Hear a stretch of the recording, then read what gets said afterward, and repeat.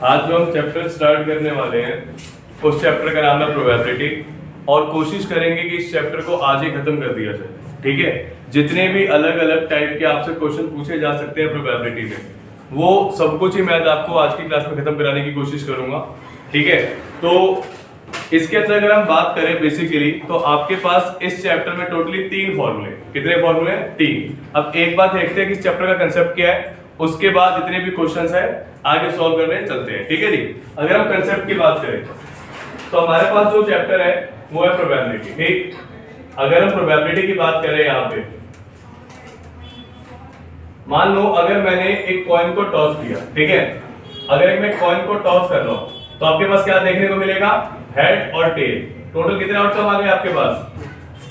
2 आए।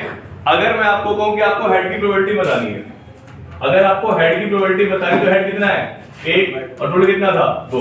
तो हेड की प्रोबेबिलिटी क्या आ गई? 1/2। अगर हम सिंपल से यहाँ बात करें, अगर किसी भी चीज की, किसी भी इवेंट की अगर आपको प्रोबेबिलिटी निकालनी है तो प्रोबेबिलिटी का फॉर्मूला क्या है? तो किसी भी इवेंट की अगर प्रोबेबिलिटी की हम बात करें तो फॉर्मूला होता है favourable outcome upon total outcome. तो ये आपका सबसे पहला फॉर्मूला है प्रोबेबिलिटी का, और ये हर एक क्वेश्चन में यूज होता है। पहला फेवरेबल आउटकम और टोटल आउटकम। किसी भी इवेंट की अगर आपको प्रोबेबिलिटी निकालनी है तो फॉर्मूला क्या होगा? Favourable outcome upon total outcome. जिस चीज की भी निकालनी है, फॉर एग्जांपल अगर मान लें आपको कहता मैं कि आप टेल की प्रोबेबिलिटी निकालें, तो कितने टेल थे यहाँ पे? एक ही था, और टोटल कितना था? 2। तो क्या होगा टेल की प्रोबेबिलिटी? 1/2। तो आपका पहला फॉर्मूला क्या है? Favourable outcome upon total outcome. इस चीज को याद रखिएगा। अगर हम दूसरे फॉर्मूले की बात करें तो दूसरा फॉर्मूला क्या है?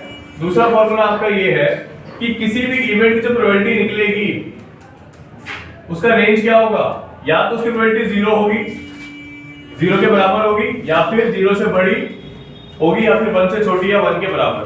तो याद रखिएगा, अगर आप किसी भी इवेंट की प्रोबेबिलिटी निकालते हो तो हर बार जो प्रोबेबिलिटी निकलेगी या तो वो 0 होगी, या 0 से बड़ी होगी, या फिर 1 होगा, या 1 से छोटा होगा। कभी भी किसी की भी प्रोबेबिलिटी 1 से बड़ी नहीं हो सकती है, और कभी भी किसी भी इवेंट की प्रोबेबिलिटी आपकी 0 से छोटे यानी कि नेगेटिव में नहीं हो सकती है। इस चीज को याद रखिएगा।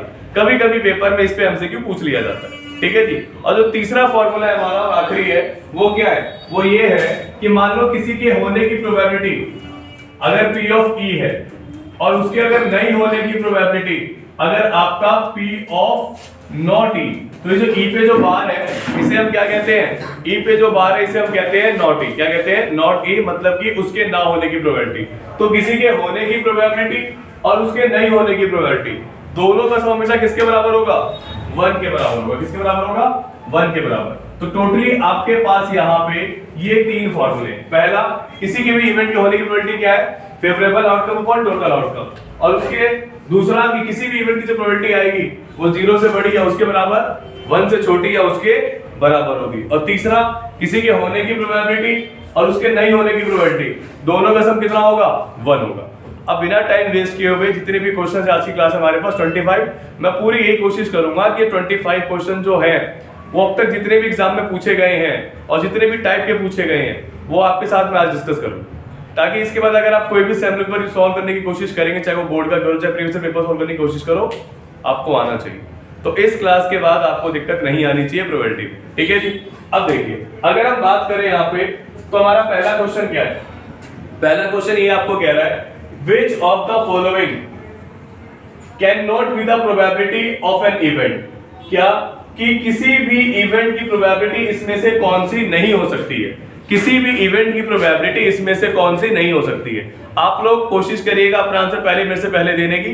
ठीक है, तो अगर हम बात करें यहाँ पे तो किसी भी इवेंट की प्रोबेबिलिटी कौन सी नहीं हो सकती है? अगर आप यहाँ ध्यान से देखो, किसी इवेंट की प्रोबेबिलिटी 0.01 हो सकती है, बिकॉज आपको अच्छे से पता है क्यों? क्योंकि ये 0 से बड़ा है, 0 से छोटा नहीं है। ठीक है जी। अगर आप देखो 3% बिल्कुल हो सकता है, क्यों? क्योंकि 3% को आप क्या लिख सकते हो? 3/100। तो ये भी प्रोबेबिलिटी पॉसिबल है। ठीक, अगला देखो, यहाँ देखो 16/17, जी बिल्कुल ये भी पॉसिबल है। और अगला देखो ये क्या है?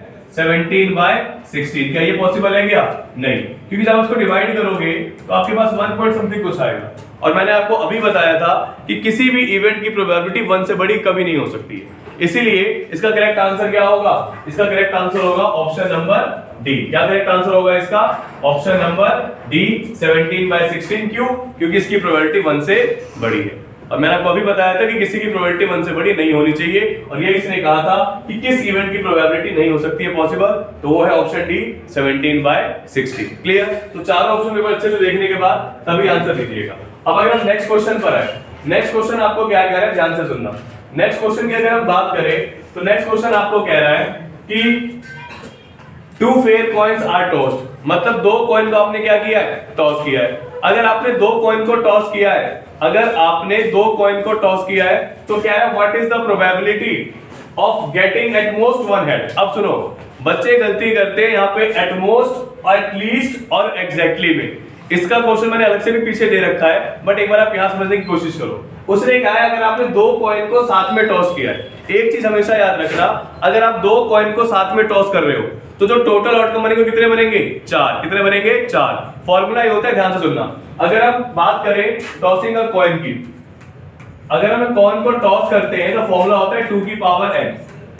n होता है आपका नंबर ऑफ टॉस, कि आपने कितनी बार टॉस किया है। और 2 का मतलब क्या है? आपको पता ही है कि जब आप कॉइन को टॉस करते हो तो 2 ही फेस होते हैं, या तो हेड होगा या टेल होगा, इसलिए 2, और कितनी बार टॉस किया है वो पावर n में चला जाएगा। तो अगर आपने 2 बार टॉस किया है तो 2 की पावर 2 कितना हो गया? 4। तो कितने आउटकम बनेंगे? 4 बनेंगे। यही सेम चीज किसके साथ होता है? आपके डाइस के साथ भी होता है। डाइस के कितने फेस होते हैं? अगर आप डाइस की बात करोगे तो डाइस के 6 फेस होते हैं, तो 6, और पावर कितना हो गया? n।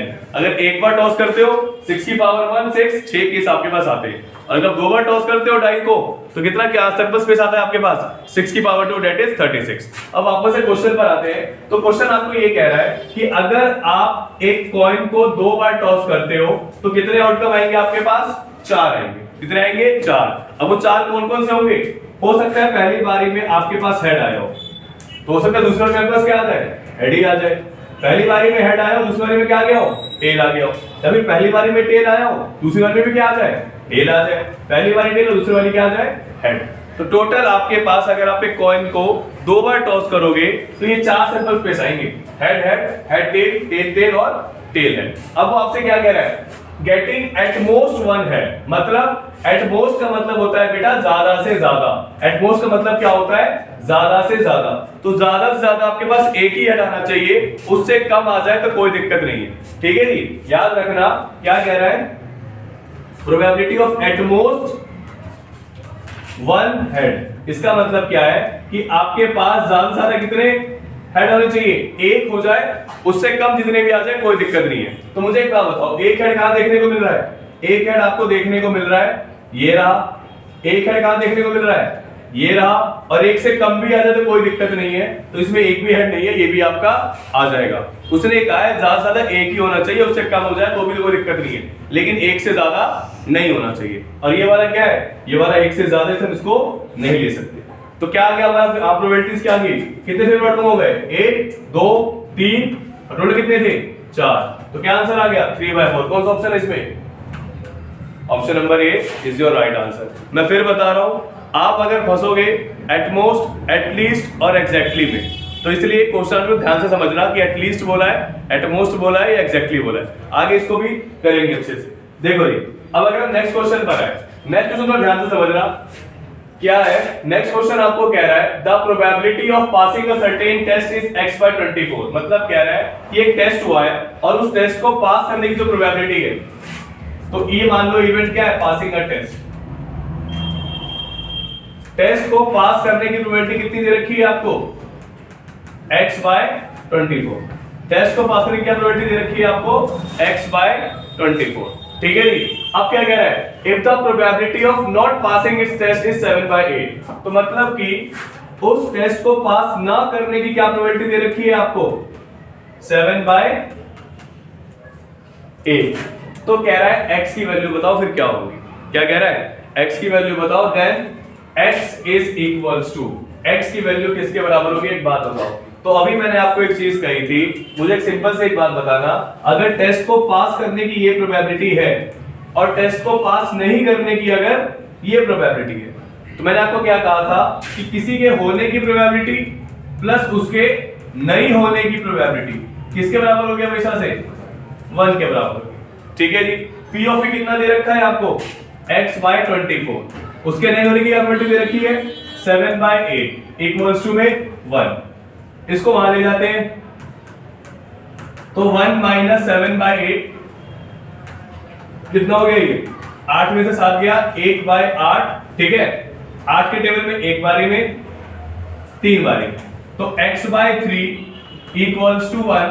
x की वैल्यू क्या आ गई आपके पास 3। x की वैल्यू क्या आ गई आपके पास 3। कौन सा सही आंसर है हमारा, ऑप्शन नंबर बी x/3।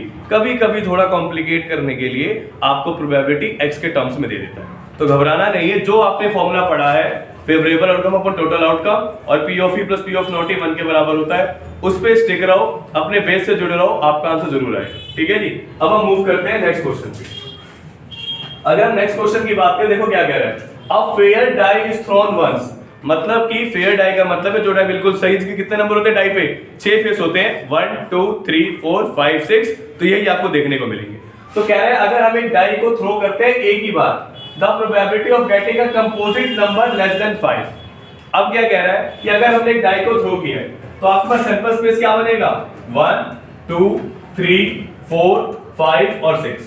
अगर आप एक डाई को थ्रो करोगे तो आपके पास यही 6 सैंपल स्पेस बनेंगे 1 2 3 4 5 एंड 6। ठीक है जी।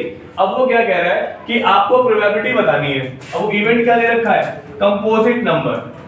इवेंट क्या दे रखा है, कंपोजिट नंबर लेस देन 5। अब वो कह रहा है कि आप उसकी प्रोबेबिलिटी बताओ जो कंपोजिट नंबर होना चाहिए और 5 से छोटा होना चाहिए। तो ये आप तभी बता पाएंगे जब हमें ये पता होगा कि ये कंपोजिट नंबर होता क्या है।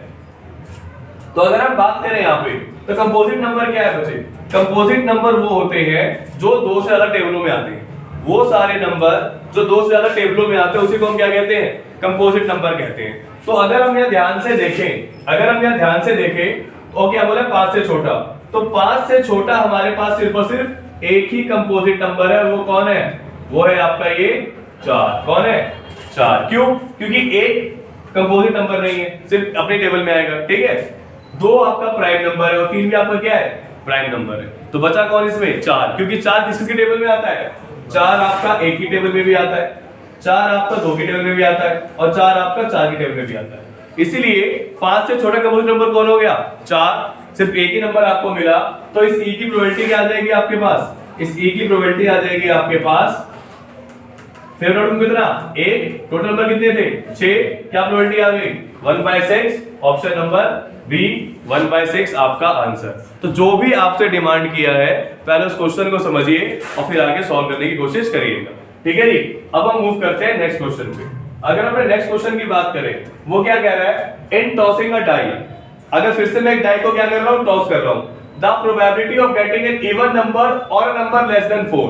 क्या कह रहा है, प्रोबेबिलिटी बतानी है किसकी, इवन नंबर की और अ नंबर लेस देन 4, क्या होगा इसका आंसर। तो मुझे एक सिंपल सी एक बात बताओ, अगर आप एक डाई को टॉस करते हो तो सैंपल स्पेस क्या बनेगा 1 2 3 4 5 और 6। इवेंट क्या कह रहा है, इवेंट कह रहा है गेटिंग एन इवन नंबर और नंबर लेस देन 4। तो मुझे एक बात बताओ, इवन नंबर कौन कौन हो गया इसमें 2 4 6, यही हो गया इवन नंबर, 2 4 6 ये 3 आपके इवन नंबर हो गए यहाँ पे। ठीक है, और क्या कहा है नंबर लेस देन 4, और 4 से छोटे नंबर कौन कौन से हो गए, तो ये तो हो गए आपके इवन नंबर 2 4 और 6। ठीक है, और 4 से छोटे नंबर कौन कौन से हो गए 1 2 और 3। अब मुझे एक बात बताओ, अगर इधर हम ध्यान से सुने तो क्या इसका आंसर जाएगा, आपके पास फेवरेबल आउटकम कौन कौन सा हो जाएगा इसके अंदर, फिर आउटकम कौन कौन सा हो जाएगा इसके अंदर, एक देखो, एक तो हो गया 2, एक हो गया 1, ठीक, एक हो गया 1, एक हो गया 2, एक कौन सा हो गया आपके पास यहाँ पे 3, एक कौन सा हो गया 4 और एक कौन सा हो गया 6। कुछ बच्चे ये कोशिश करते हैं कि सर यहाँ पे 2 बार है तो दोनों ऐड कर दो, नहीं, जब ऐसा क्वेश्चन आता है तो जो एक बार आया उसी को गिनेंगे हम, ठीक है जी, क्योंकि दोनों कंडीशन साथ में दी गई है। तो जब ये दोनों कंडीशन साथ में दी गई है तो यहाँ पे आप एक ही दो को ऐड करोगे, ना कि दोनों दो को ऐड करोगे। तो आउटकम क्या आ गया, फेवरेबल आउटकम क्या हो गया आपके पास, यहाँ पे कितने हो गए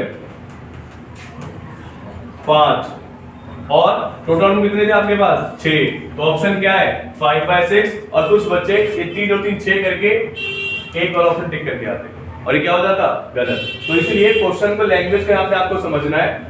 लेस देन 4 का मतलब है कि हमें वो नंबर चुनने हैं जो 2 4 6 का मल्टीपल हो, 4 से छोटा भी हो।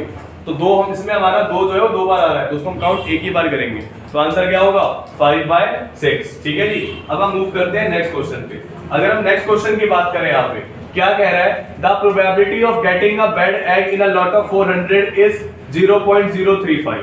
तो टोटल नंबर ऑफ एग कितने पास है आपके पास, टोटल नंबर ऑफ एग है बच्चे आपके पास 400, और इवेंट क्या मान लो बेड एग। तो बेड एग की प्रोबेबिलिटी कितनी दे रखी है आपको 0.035। तो क्या है number of bed eggs in the lot is, तो इसमें कितने खराब एग है वो आपसे पूछ रहा है। तो मान लो जी नंबर ऑफ बेड एग कितने हैं, let number of bad egg कितने हैं वो मान लो आपके पास x है, और यही निकालने को कह रहा है। तो मुझे एक बात बताओ, अगर उसने आपको बेड एग की प्रोबेबिलिटी दे रखी है तो कैसे निकलेगा, probability of bad egg equals to number of bad egg upon total number of egg. तो मुझे एक सिंपल से एक बात बताओ, यहाँ पे आप लोग इसकी प्रोबेबिलिटी कितनी दे रखी थी आपको 0.035, ठीक है। कितने बेड एग है वो है x, और टोटल नंबर ऑफ एग कितने हैं आपके पास 400। क्रॉस मल्टीप्लाई कर दो तो 0.035 इनटू में 400 इक्वल्स टू में कितना x। अब इसको थोड़ा सॉल्व करने की कोशिश करते हैं। तो हमारा आंसर क्या आएगा, यहाँ पे जो हमारा आंसर आएगा वो कितना आएगा 35 अपॉन 3 0, क्योंकि डेसिमल ट्रायंगल 3 प्लस नीचे जाएगा 400, ठीक है। 1 0 से 1 0 गया, ठीक, 1 0 से 1 0 गया, ठीक है। अब क्या करते हैं, यहाँ पे 35 को 4 से मल्टीप्लाई करो, 140 अपॉन नीचे कितना 10, कितना आंसर आ गया 14। तो मतलब कि आपके पास 14 एग यहाँ पे क्या है खराब है। अब फिर बताता हूँ, कैलकुलेशन पे मत जाओ, वो आपका मेथड है, जिस तरह की चाहो कैलकुलेशन कर लो। कंसेप्ट दिमाग में होना चाहिए कि इसने आपको कहा है, इस बार उसने आपसे बैड एग की प्रोबेबिलिटी नहीं पूछी है, इस बार उसने कहा है कि प्रोबेबिलिटी मैं आपको देता हूं, प्रोबेबिलिटी खराब एग होगी 0.035। तो रोटन एग जो है उनकी प्रोबेबिलिटी 0.035। अब मुझे ये बताओ कि टोटल अगर आपके पास 400 एग थे तो उसमें से कितने एग खराब है। तो प्रोबेबिलिटी क्या होती है किसी भी इवेंट की, probability of bad egg equals to number of bad egg upon total number of egg. तो बैड एग निकालने को क्या है, उसको हमने x मान लिया, टोटल नंबर ऑफ एग कितने थे 400 इक्वल्स टू में क्या है 0.35 मल्टीप्लाई किया, तो कितना आंसर आ गया 14। मतलब कि आपके पास टोटल 400 में से 14 एग खराब थे, और उन्हीं की प्रोबेबिलिटी क्या दी थी आपको 0.035, ठीक है जी। इस चीज को भी याद रखिएगा। अब हम आते हैं अपने नेक्स्ट क्वेश्चन पे। नेक्स्ट क्वेश्चन क्या कह रहा है, ध्यान से सुनना। कह रहा है अ bag contain 5 pink 8 blue and 7 yellow balls. एक बैग में 5 पिंक 8 ब्लू और 7 येलो बॉल्स है, ठीक है। 1 ball is drawn at random from the bag. अब उस बैग में से आपने एक बॉल कोई भी निकाल लिया बिना देखे हुए, ठीक है। फिर क्या कह रहा है, what is the probability of getting neither a blue nor a pink ball. ये 2023 के पेपर में पूछा गया था ये क्वेश्चन, कि कह रहा है कि अगर एक बैग में कितने बॉल है, तो हम यहां देखते हैं कि टोटल बॉल पहले है कितने, टोटल बॉल है कितने।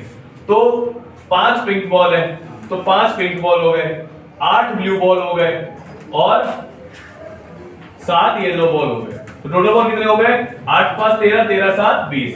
तो टोटल बॉल कितने हो गए आपके पास 20 टोटल बॉल हो गए, ठीक है जी। अब जब 20 आपके पास, अगर आपके पास टोटल बॉल 20 है, अगर आपके पास टोटल बॉल कितना है 20 है, तो मुझे एक सिंपल सी एक बात बताओ, अगर टोटल बॉल आपके पास 20 है तो ये क्या कह रहा है, कह रहा है what is the probability of getting neither a blue nor a pink ball. तो आपको प्रोबेबिलिटी बतानी है कि वो जो बॉल निकला हो ना ही ब्लू बॉल हो और ना ही पिंक बॉल। तो मतलब अगर ना मुझे ब्लू चाहिए ना मुझे पिंक चाहिए, तो क्या निकलना चाहिए, येलो बॉल निकलना चाहिए ना। उसने कहा वो जो बॉल निकली हो वो ना ही ब्लू हो और ना ही पिंक को। तो लो जी, तो ना ब्लू को निकालूंगा ना पिंक को, तो कौन सी बॉल निकलनी चाहिए? येलो। तो probability of yellow ball basically आपसे पूछ रहा है। और कितना है, कितनी येलो बॉल है आपके पास? 7। टोटल बॉल कितनी है आपके पास? 20। क्या आंसर आ गया?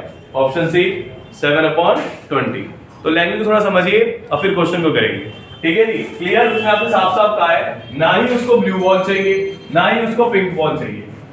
तो ब्लू भी आप नहीं निकाल सकते, पिंक भी नहीं निकाल सकते, तो बचा क्या? येलो। तो ज्यादा सिर्फ येलो बॉल ही निकले। तो येलो बॉल कितने थे? 7। टोटल बॉल कितने थे? 20। 7/20 आपका आंसर, ठीक है जी। अब अगर हम बात करें यहाँ पे नेक्स्ट क्वेश्चन की, ये 2022-23 के सैंपल पेपर का क्वेश्चन है और आप मानोगे 2022-23 के सैंपल पेपर का क्वेश्चन बहुत ही अच्छा है, ठीक है, जो पूछने लायक है और पेपर इसका बहुत आसान बनेगा। इस चैप्टर का मैं फिर बता रहा हूँ, जितना मैंने आपको करा दूंगा इसी टाइप का बार बार घुमा के वो बनाएगा। लैंग्वेज चेंज कर सकता है बट टाइप इतने ही, ठीक। इसी की बार बार प्रैक्टिस करिएगा। अब आगे देखो ध्यान से, क्वेश्चन क्या कह रहा है? क्वेश्चन ये कह रहा है 2 dice are rolled simultaneously. 2 dice को आपने एक साथ थ्रो किया है, तो what is the probability that 6 will come at least once. अब क्या कह रहा है, क्या प्रोबेबिलिटी है कि 6 जो है कम से कम एक बार आए और 2 बार भी आ जाए तो कोई दिक्कत नहीं है। देखो एटलीस्ट का मतलब होता है बेटा कम से कम, एटलीस्ट का मतलब होता है कम से कम एक बार तो आए, उससे ज्यादा जितनी भी आ जाए कोई दिक्कत नहीं है, ठीक। तो उसने कहा है आपने 2 डाई को कितने बार टॉस किया है? रोल किया है 6 बार, 2 बार, तो क्या आउटकम बनेंगे? 1-1, 1-2, 1-3, 1-4, 1-5 और 1-6, ठीक है। अब 2-1, 2-2, 2-3, 2-4, 2-5, 2-6, ठीक है। ज्यादातर क्वेश्चन होते हैं कि वो 2 डाई का पूछे, क्योंकि 2 डाई में बहुत से अच्छे क्वेश्चन बन जाते हैं, वो अभी आप देखोगे आगे। 3-2, 3-3, 3-4, 3-5 और 3-6।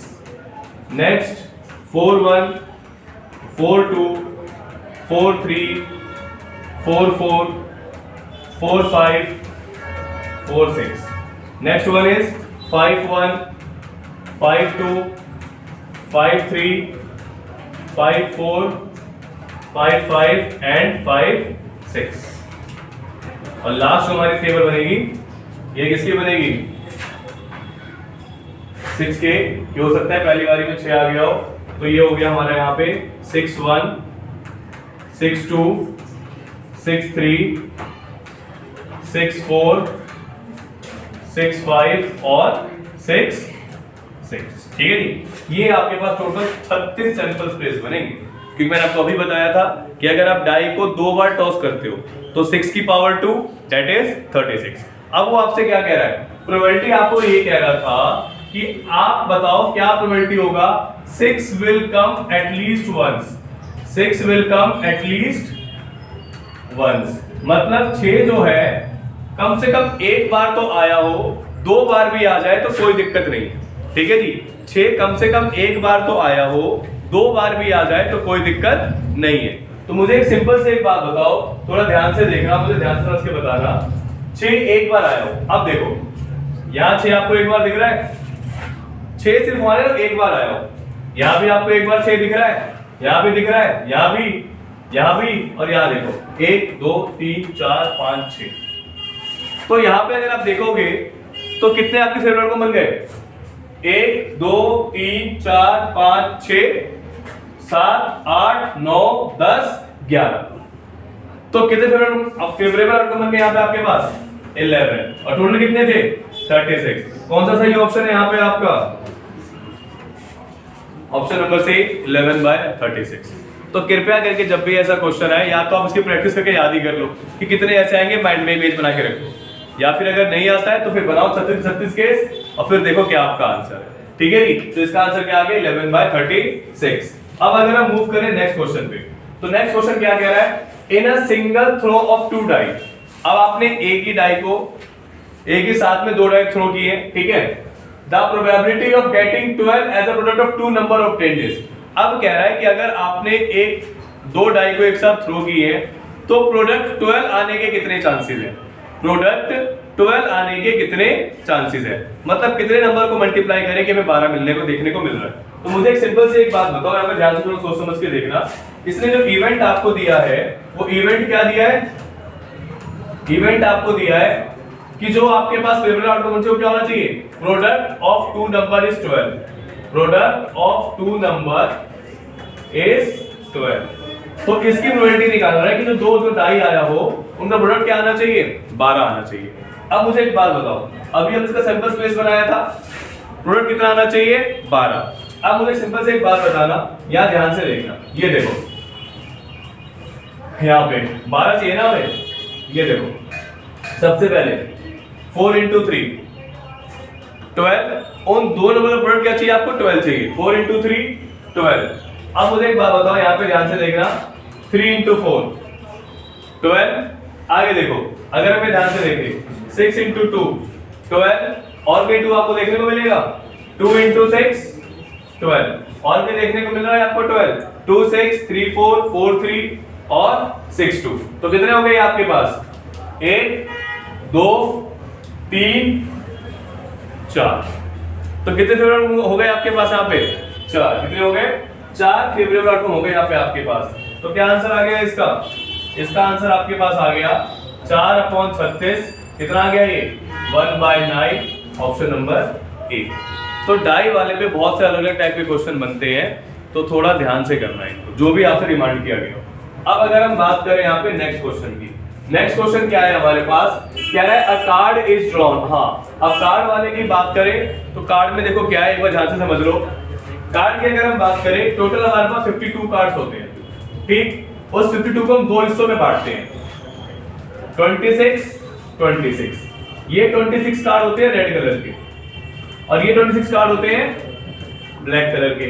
अब इस 26 रेड कलर को भी हम दो हिस्सों में बांटते हैं, 13 13। ये 13 कार्ड होते हैं हर्ट के, और ये 13 कार्ड होते हैं डायमंड के। ऐसे 26 को बांटते हैं दो दो हिस्सों में, 13 13। ये 13 हो गया आपका स्पेड, और ये 13 हो गया आपका क्लब। अब सुनो, इस 13 कार्ड का मतलब है कि हम लोग कार्डों को नंबर देते हैं 1 से लेके कितने तक, कितने तक, 13 तक। तो जो पहले नंबर का कार्ड होता है ना, उसे हम कहते हैं एस।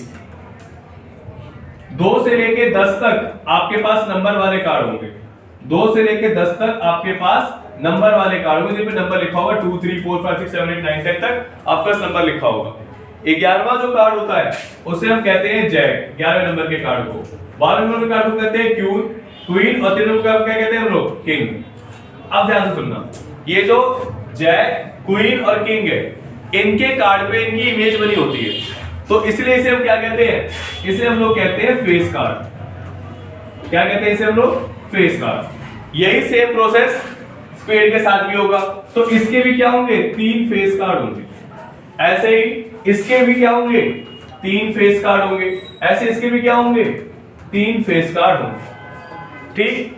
तो टोटल कितने फेस कार्ड हो गए यहाँ पे आपके पास, 12। कितने फेस कार्ड हो गए टोटल यहाँ पे आपके पास, 12। कितने हो गए, 12। अब यहाँ ध्यान से देखो, अगर आपके पास टोटल 12 फेस कार्ड हो गए हैं, ठीक है, अगर यहाँ पे आपके पास टोटल 12 फेस कार्ड हो गए हैं, तो 12 फेस कार्ड के हिसाब से अगर हम इधर बात करें, अब कितनी बार आपसे ये कहेगा कि बताओ रेड फेस कार्ड कितने हैं, तो 3 और 3 6। रेड फेस कार्ड कितने हैं आपके पास, 6 है, और ब्लैक फेस कार्ड कितने हैं, वो भी आपके पास कितने हैं, 6 है। तो इस चीज को ध्यान में रखने के बाद ही आप इन क्वेश्चंस को सॉल्व कर सकते हैं। इस चीज को ध्यान में रखने के बाद ही आप इन क्वेश्चन को क्या कर सकते हैं, सॉल्व कर सकते हैं। अब अगर इधर हम ध्यान से देखें तो देखो, अगर इधर हम बात करें यहाँ पे क्वेश्चन की, तो क्वेश्चन क्या कह रहा है, अ card is drawn at random from a well shuffled deck of 52 cards, the probability of getting a face card is. अब मुझे एक बात बताओ, आपके पास टोटल फेस कार्ड कितने थे, टोटल फेस कार्ड कितने थे आपके पास, सबके 3 3, तो क्या हो गए 12 फेस कार्ड, और टोटल कार्ड कितने होते हैं 52। कट करेंगे इसे हम 4 के टेबल से, 3/13, कौन सा ऑप्शन, ऑप्शन नंबर बी। तो कभी अगर आपसे फेस कार्ड की प्रोबेबिलिटी पूछे तो 3/13 ये आपका यहाँ पे आंसर, ठीक है जी। अब अगर हम बात करें यहाँ पे नेक्स्ट क्वेश्चन की, तो जो नेक्स्ट क्वेश्चन है यहाँ पे हमारा, सॉरी, जो नेक्स्ट क्वेश्चन है यहाँ पे हमारा, वो देखो कौन सा है। नेक्स्ट क्वेश्चन था हमारा यहाँ पे, अगर हम देखें यहाँ पे ध्यान से, तो वो क्या है, वो है कह रहा है अ card is drawn from a well shuffled deck of cards, what is the probability that the card drawn is neither a king nor a queen.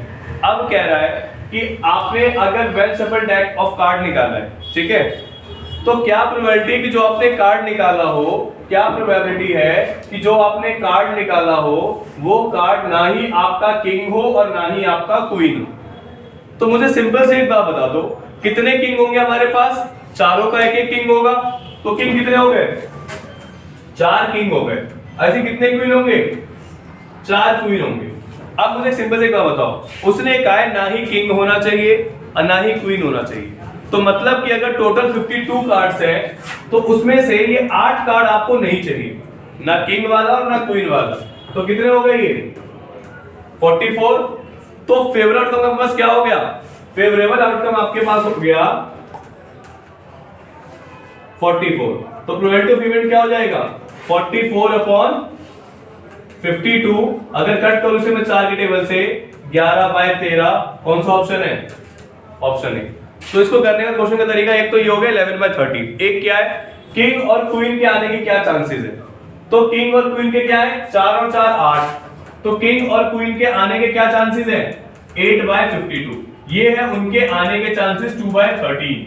तो उनके नहीं आने के क्या होंगे फिर, तो अगर किसी के नहीं आने के निकालने हो तो इसको क्या कर दो 1 में से माइनस, तो 13 में से 2 गया 11/13, ये आपका आंसर। अब या तो आप ऐसे कर लो या आप ऐसे कर लो, दोनों से आपका आंसर क्या आएगा, सेम आएगा। अगर किसी आने की प्रोबेबिलिटी आप निकाल लेते हो तो उसके नहीं आने के कैसे निकलेंगे, 1 में से उसे माइनस कर देना। ठीक, अब हम बात करते हैं नेक्स्ट क्वेश्चन की। नेक्स्ट क्वेश्चन क्या कह रहा है, ध्यान से सुनो। कह रहा है द प्रोबेबिलिटी, ये अच्छा क्वेश्चन है, ध्यान से सुनना। The probability of non leap year having 53 Monday is, कह रहा है आपको बहुत अच्छे से पता है कि हमारे पास साल में 2 ईयर होते हैं, एक होता है नॉर्मल ईयर और एक होता है लीप ईयर। दोनों में फर्क क्या है, नॉर्मल ईयर आपका 365 डेज का होता है और लीप ईयर आपका 366 डेज का होता है। ये क्वेश्चन बहुत पेपर में है, ध्यान से सुनना। अब कैसे आएगा, ध्यान से देखो। कह रहा है कि probability of non leap year, अगर हम नॉन लीप ईयर की बात कर रहे हैं, मतलब नॉर्मल ईयर की बात कर रहे हैं, तो नॉर्मल ईयर में कितने डेज होते हैं 365 डेज होते हैं। तो 365 को हम ऐसे बांटे तो ऐसे बढ़ता है 364 + 1, ये 364 डेज आपके 52 वीक ले जाते हैं, ये 364 डेज आपके 52 वीक ले जाते हैं, तो 52 वीक। मतलब क्या है कि आपके एक साल में 52 मंडे आने, ये तो गारंटी है, आपके एक साल में 52 मंडे आने हैं, इसकी तो पूरी गारंटी है कि इतने तो आने ही आने हैं। बट वो आपसे 52 वीक की प्रोबेबिलिटी नहीं पूछ रहा है, वो आपसे 52 मंडे की प्रोबेबिलिटी नहीं पूछ रहा है, वो पूछ रहा है कि 53 मंडे आने के क्या चांसेस है। तो मुझे एक बात बताओ, आपके पास जो ये एक दिन बचा हुआ है, ये एक दिन क्या हो सकता था, ये एक दिन आपका संडे हो सकता था, सैंपल स्पेस बता रहा हूं, तो एक दिन आपका संडे हो सकता था, ये एक दिन आपका मंडे भी हो सकता था, ये एक दिन आपका ट्यूसडे भी हो सकता था, वेडनेसडे भी हो सकता था, थर्सडे भी हो सकता था, फ्राइडे भी हो सकता था, सैटरडे भी हो सकता था। तो 53 मंडे आने के क्या चांसेस है, एक बात बताओ, कितने मंडे देख रहे हो यहां पे आप लोग, एक। तो प्रोबेबिलिटी ऑफ 53 मंडे वो क्या हो गया, एक, और टोटल कितने केस थे ये 7। तो क्या आंसर आ गया 53 मंडे आने के क्या चांसेस है नॉर्मल ईयर में, वो है आपका 1/7। तो इसको थोड़ा ध्यान से सुनना, आप इसे रट भी सकते हो। अगर नॉर्मल ईयर है और कोई भी दिन आने के बोल दे कि 53 मंडे आने के क्या चांसेस है या 53 ट्यूसडे आने के क्या चांसेस, तो प्रोबेबिलिटी क्या हो जाएगी, यही 7 केस बनेंगे। मंडे का पूछा है तो 1/7, ट्यूसडे पूछे तो भी 1/7, कोई भी दिन पूछ ले, प्रोबेबिलिटी क्या आएगी 1/7 ही आएगी। ऐसे आप 7 सैंपल स्पेस बनाओगे अपने और बता दोगे कि मंडे एक ही बार देखने को मिल रहा है, तो आंसर क्या आ गया 1/7। तो ऑप्शन क्या हो गया बी। अब सुनो, मान लो अगर वो आपको कहता कि ये आपका नॉर्मल ईयर नहीं लीप ईयर है, मान लो अगर ये आपको कहता कि नॉर्मल ईयर नहीं लीप ईयर है, तो लीप ईयर के हिसाब से अगर हम बात करें तो 366 डेज होते। इसको कैसे ब्रेक करते हैं हम, 364 + 2, क्योंकि ये तो होगा आपके 52 वीक।